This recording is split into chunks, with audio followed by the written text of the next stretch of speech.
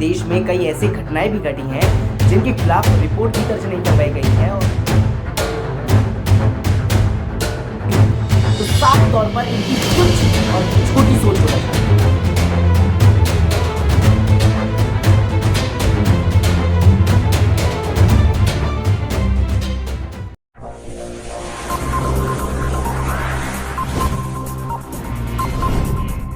नमस्कार, आप सभी का स्वागत है मुद्दे की बात में। मैं हूं देश मंगल और आप देख रहे हैं यंग तरंग, सच की आवाज। आज का जो हमारा मुद्दा है वो महिलाओं से संबंधित है। महिलाओं की सुरक्षा, उन पर किए जा रहे अत्याचार और हो रहे बलात्कार से संबंधित है। तो आइए शुरू करते हैं हमारा ये खास शो। एजुकेशन से लेकर पर्यावरण तक, साहित्य से लेकर सिनेमा तक, मीडिया से लेकर महिलाओं तक। नमस्कार, आप सभी का स्वागत है हमारे इस खास शो मुद्दे की बात में। हाल ही में हरियाणा से एक इंसानियत को तार तार कर देने वाली खबर सामने आई है, जहां पर 25 लोगों ने 22 साल की एक युवती के साथ बलात्कार किया और उसके बाद उसे दिल्ली की बदरपुर बॉर्डर के पास फेंक कर चले गए। महिला ने 12 मई को यानी 12 मई 2021 को पुलिस में यह मामला दर्ज करवाया। दरअसल मामला हरियाणा का है। जानकारी के मुताबिक लड़की ने शिकायत में बताया कि कुछ दिन पहले उसकी दोस्ती रामगढ़ निवासी सागर से हुई थी। दोनों की बातचीत सोशल मीडिया पर फेसबुक के जरिए शुरू हुई थी। धीरे धीरे बात करते हुए दोनों करीब आ गए। युवती के अनुसार सागर ने उसे शादी का झांसा दिया था एवं शादी की बातचीत के बहाने घर बुलाया था। आपको बता दें, 3 मई को सागर ने लड़की को शादी के लिए अपने परिवार के लोगों से मिलने के लिए होटल बुलाया। जब लड़की वहां पहुंची तब सागर उसे अपने घर ले जाने के बजाय रामगढ़ गांव के पास जंगल में ले गया। युवती का आरोप है कि यहाँ 25 लोगों ने उसके साथ गैंगरेप किया। पीड़िता ने अपने बयान में बताया कि युवक उसे वहां से जबरन जंगल में ले गए और सभी ने पूरी रात उसके साथ सामूहिक दुष्कर्म किया। इसके बाद बेहोशी की हालत में सभी उसे बदरपुर बॉर्डर पर छोड़कर फरार हो गए। युवती की शिकायत के आधार पर हसनपुर पुलिस ने 12 मई को सागर समेत 3 नामजद आरोपियों के अलावा अन्य 22 युवकों के खिलाफ अपहरण और गैंगरेप सहित विभिन्न धाराओं में केस दर्ज कर कार्रवाई शुरू कर दी है। बहरहाल मामले में अभी तक मुख्य आरोपी की ही गिरफ्तारी हुई है, अन्य किसी की गिरफ्तारी नहीं हो पाई है। पूरी रूह कपाने वाली उसकी हालत है। वो वेंटिलेटर पे है। उसके सर से लेके पैर तक हर जगह पे फ्रैक्चर्स हैं और डॉक्टर्स ने बोला है कि शायद वो बच नहीं पाएगी।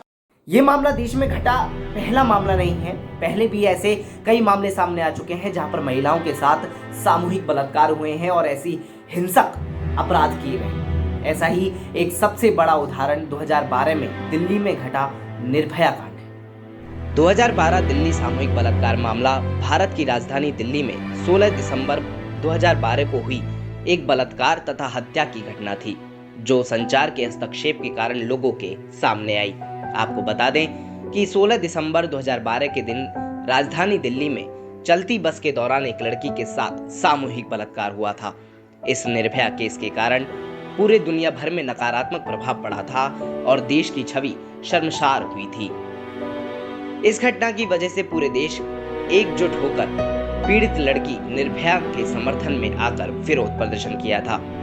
लोग सड़कों पर आ गए थे और अपराधियों की फांसी की मांग करने लग गए थे और आखिरकार लंबी लड़ाई के बाद 20 मार्च 2020 को सुबह 5:30 बजे तिहाड़ जेल में निर्भया के दोषियों को फांसी दे दी गई। मैंने जैसे सुप्रीम कोर्ट से आई, मैंने उसके आगे हाथ जोड़ा, तस्वीर को गले लगाई और मैंने कहा कि बेटा आज आपको इंसाफ बिल्कुल अपने आप को सेफ महसूस करेंगी, सुरक्षित महसूस करेंगी कि कहीं न कहीं इन चारों के फांसी के बाद जो हम कहते हैं कि हमें अपने बेटों को सिखाना है, समझाना है, तो अपने आप परिवार सिखाना शुरू करेगा, माँ बाप सिखाना शुरू करेगा कि अगर ऐसा कुछ करोगे तो जैसे इन चारों को फांसी हुई है आपको भी ऐसी हो। निर्भया के इंसाफ के बाद भी देश में ऐसी आपराधिक घटनाओं और ऐसे सामूहिक बलात्कारों के मामलों का सिलसिला थमा नहीं।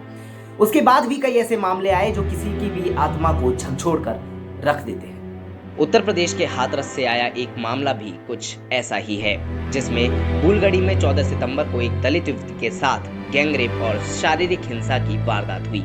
हाथरस के चर्चित गैंगरेप केस में सीबीआई की कोर्ट में दाखिल चार्जशीट बताती है कि लड़की के लगाए गए आरोप बिल्कुल सही है इसी बयान के बाद हाथरस पुलिस ने चारों आरोपियों के खिलाफ गैंगरेप और हत्या की संगीन धाराओं से मुकदमा दर्ज किया। Has CBI filed a charge sheet in the Hathras case? Yes, court. The CBI has filed a charge sheet in the other in SSC court, special court, and cognizance has been taken by the court. And who all have been made as an accused in this case? 4 persons have been made as accused in this court. First, the Sandeep, Ramu, Ravi, and Lavkush. Okay, and what all the sections that the CBI has invoked in the charge sheet? 354, 376A, 376D, 302, and 325 SCSA. So, attempt to murder, and also gang rape, and also prevention of corruption. It's Section 3 of Prevention of Corruption Act. Prevention of SC/ST Act has been. SCSA. So, all these 4 sections have been invoked against all the 4 accused. Yes, sir. Yes. ये सभी वे मामले हैं जो किसी भी माध्यम से, चाहे वो सोशल मीडिया हो, पत्रकार हो, चाहे किसी भी माध्यम हो, उससे चर्चा में आ गए हैं। लेकिन देश में कई ऐसी घटनाएं भी घटी हैं जिनके खिलाफ रिपोर्ट भी दर्ज नहीं करवाई गई है और जिनको इंसाफ भी नहीं दिया गया है। नेशनल क्राइम रिकॉर्ड ब्यूरो की ओर से जारी किए गए ताजा आंकड़ों के अनुसार भारत में 2019 में हर दिन बलात्कार के 88 मामले दर्ज किए गए। साल 2019 में देश में बलात्कार के कुल 32,033 मामले दर्ज किए गए, जिनमें से 11% पीड़ित दलित समुदाय से हैं। आपको बता दें कि प्रतिदिन औसतन 91 मामले दर्ज किए गए थे।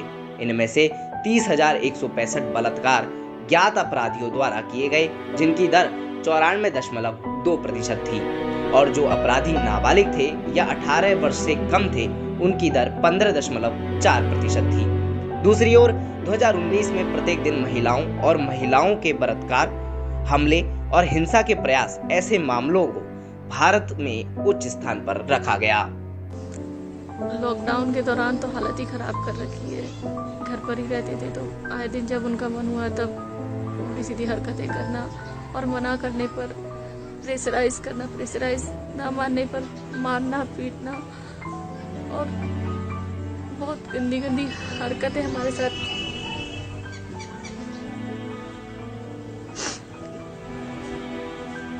करते हैं। तो उन सब चीज़ों को भी हमें फेस करना पड़ रहा है।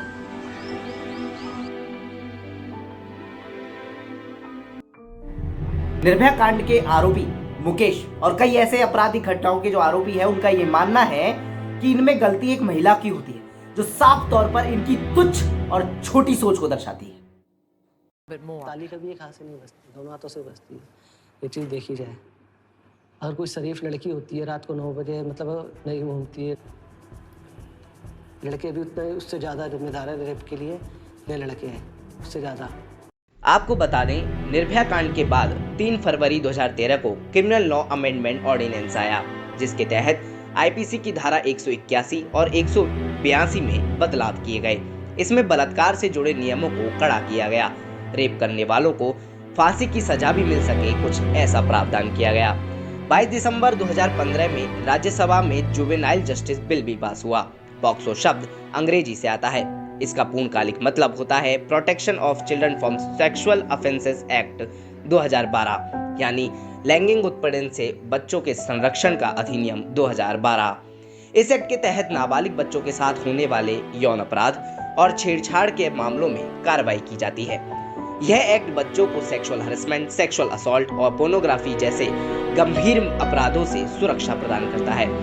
पॉक्सो एक्ट के तहत गिरफ्त में आए आरोपी को जमानत भी नहीं मिलती है, परंतु महिला सुरक्षा से जुड़े तमाम कानून और बहसों के बावजूद देश में अपराध घट नहीं रहे हैं। रिपोर्ट्स के मुताबिक देश में हर घंटे 4 बलात्कार होते हैं और एक साल में 34,000 से ज्यादा रेप केस होते हैं। तो सोचने वाली बात यह है कि जिस देश में महिलाओं के लिए यत्र नारस्तु पूजन्ते तत्र रमन्ते देवता जैसे वाक्यों का प्रयोग किया जाता है, जहां महिलाओं को देवी माना जाता है, वहां फिर ऐसे काम क्यों हो रहे हैं? मेरे हिसाब से उनके सेक्सुअल पार्ट को काट देना चाहिए, जिससे उन्हें वो चीज़ रियलाइज़ हो हर टाइम तक कि हाँ उनने गलत किया है। डेथ से कोई एक पनिशमेंट नहीं है मेरे हिसाब से। ये बता रहे थे कि 9 बजे के आसपास में हुआ था। ये टोल प्लाजा कोई है ऐसा नाम का, जिस एरिया में उन्होंने करा है उसी एरिया में उनको फांसी देना चाहिए, क्योंकि वहाँ की जो पब्लिक है दोबारा जो भी ऐसा कदम ना उठाए कि देख के कि उनका भी हंस यही होगा। मुझे लगता है कि लिंच करना इज़ नॉट रॉन्ग, करना चाहिए एक्चुअली, एटलीस्ट एक बार ये रिजल्ट भी हमको देखना चाहिए कि इससे क्या होता है। Lynching, I would consider it to be a little barbaric. We already have an act on lynching recently, which was amended also in different states also. So I don't consider lynching would be a solution. Castration could be a better option. यहाँ पर सवाल ये उठता है कि महिलाएं अपनी सुरक्षा कैसे करें, यदि उनके साथ कोई घटना घट भी जाती है तो वो उसका सामना कैसे करें। आइए देखते हैं। सरकार द्वारा कई ऐसे कानून और नियम बनाए गए हैं। आपराधिक प्रक्रिया संहिता की धारा 164 के तहत बलात्कार की शिकार महिला जिला मजिस्ट्रेट के सामने अपना बयान दर्ज करवा सकती है और जब मामले की सुनवाई चल रही हो तो वहां किसी और व्यक्ति को उपस्थित होने की आवश्यकता नहीं है। वैकल्पिक रूप से वह एक ऐसे सुविधाजनक स्थान पर केवल एक पुलिस अधिकारी और महिला कांस्टेबल के साथ बयान रिकॉर्ड करवा सकती है जो भीड़ भरा नहीं हो, जहां किसी चौथे व्यक्ति के बयान को सुनने की आशंका भी ना हो। पुलिस अधिकारियों के लिए एक महिला की निजता को बनाए रखना जरूरी होता है। यह भी जरूरी होता है कि बलात्कार पीड़ित का नाम और पहचान सार्वजनिक ना हो पाए। साथ ही महिलाओं को भी अपने हितों और अधिकारों को समझने की आवश्यकता है। देश में कई ऐसी संस्थाएं चलाई जा रही हैं जो महिलाओं के विकास और उनकी सुरक्षा के लिए काम करती हैं। अतः आवश्यकता है कि महिलाएं उनसे संपर्क करें और अपने हितों और अधिकारों के बारे में जानकारी प्राप्त करें। आपको क्या लगता है कि देश में महिलाओं के साथ हो रही ऐसी दर्दनाक घटनाओं का क्या कारण है? क्या वो समाज में निहित लोगों की तुच्छ सोच है जो ये कहती है कि छोटे कपड़े पहनने से या घर से बाहर निकलने से ये काम होते हैं, या फिर लोगों की हवस है जो ये करवाती है या करती है? तो अपना फीडबैक हमारे कमेंट बॉक्स में जरूर दीजिएगा और ये भी बताइएगा कि कानून इस बारे में क्या कदम उठाए और महिलाओं की सुरक्षा के लिए उसे और क्या क्या करना चाहिए। Like this video, share this video, comment on this video and subscribe the channel. और ऐसे ही अधिक जानकारी के लिए और खबरों को विस्तार से जानने के लिए देखते रहिए यंग तरंग, सच की आवाज।